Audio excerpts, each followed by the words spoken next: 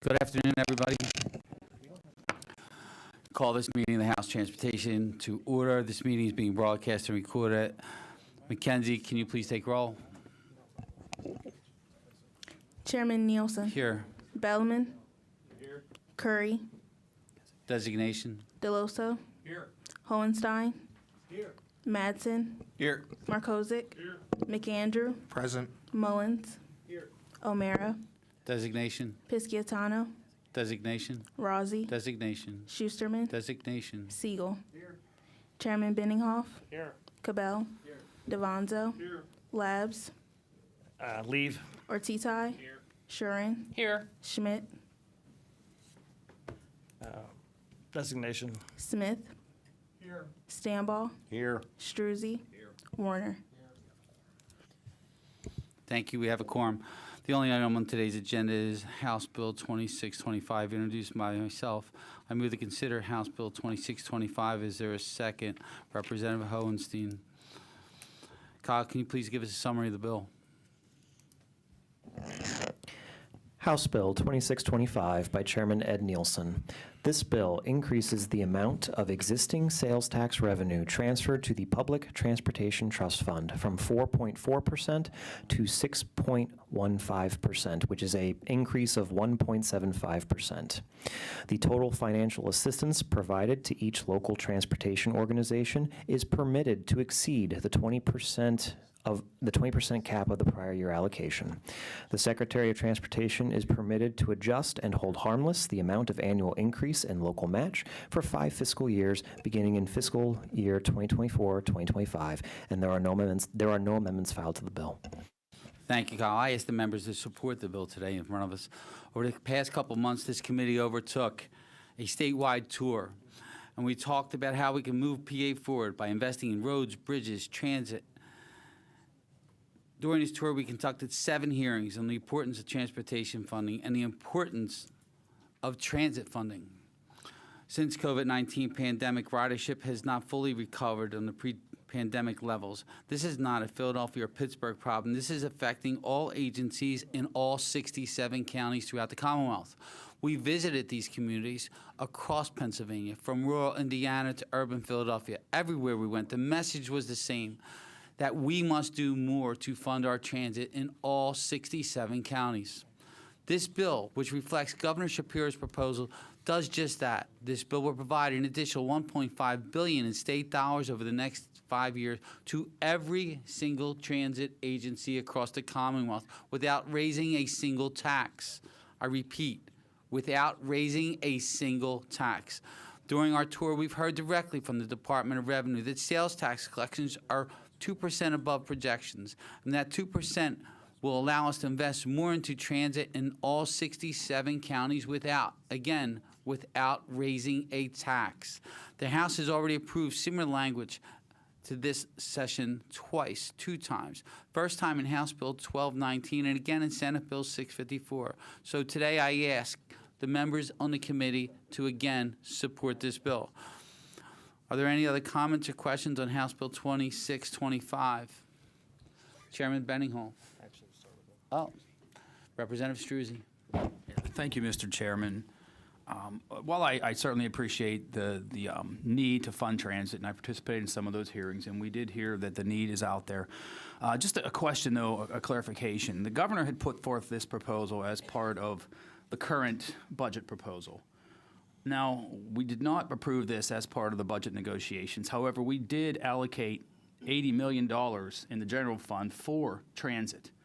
So in reality, in this fiscal year, we're looking at really a $360 million increase if we take into account that additional $80 million that has already been allocated in the general fund. Is that correct? No, it's not correct, Rep. So it's from the bill passes today, and that $80 million was a stopgap that was done to allow us to get through the end of the year. So when we pass this legislation and it goes up to the governor signs it, the day he signs it is the day that tax can start getting transferred over into this fund. So it's not retroactive. Our fiscal year, June 30th was our budget. So it's not a retroactive bill. I guess I'm looking at it differently because the funding, the $80 million, was part of this current fiscal year budget that we're in right now. Correct. So and this legislation would also apply to this fiscal year. It will apply to the fiscal year after it gets passed. So if it passes tomorrow, it starts tomorrow. We can't start spending the money, I don't believe, if I'm saying it right, Kyle, right? We can't go backwards. So if we pass a piece of legislation today and say, okay, we're going to, this portion of the sales tax is going to go into this fund, is what this does. This puts it in the trust fund, so it can only be spent on transit. So if we pass that today, we can't go back and say, well, the money we collected in June, it doesn't go retroactive. It starts today. I So we understand can, that. so we can't go back and say, well, the money from June to December, we better grab that too. You can't just go back and grab it. It's from the day that the governor signs it, then that money can start being transferred properly. No, I And appreciate that that. 80 million was a stopgap for this portion. Okay, thank you. Chairman Benninghoff. Thank you, Mr. Chairman. I too attended most of those hearings. We are quite knowledgeable of what some of the needs are across the Commonwealth. I think there were some other preliminary expectations, even though we did already pass 2 bills to do this. I see a little bit redundant in this third one today, only because I think some of the expectation was that we would get some of the safety issues and other things addressed there.